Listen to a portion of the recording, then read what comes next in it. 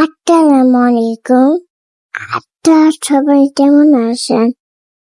আজকে আমাদের মা আমার জন্য দই বানাবে। আপনারা সবাই শিখে নেন কিভাবে দই বানায়। মা আমার সাদা দই বানিয়ে নাই দই বানিয়ে দিছে। দইটা অনেক মজা হয়েছে। তারপর দইয়ের মধ্যে সব দই দিবেন। তারপর নাড়তে থাকবেন। নাড়তে দই হয়ে যাবে।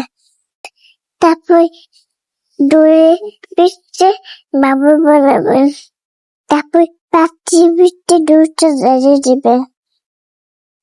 তারপর অনেক করবেন। আপনাদের দই হয়ে যাবে। ওই দইয়ের ভিতরে দুধের ছাড় দিবেন। ফলে দইটা অনেক ফনে নামবে। তারপর দইয়ের উপরে পরিপূর্ণ দিয়ে পেঁচিয়ে দিবেন। তারপর দই অনেক ঠান্ডা নামবে।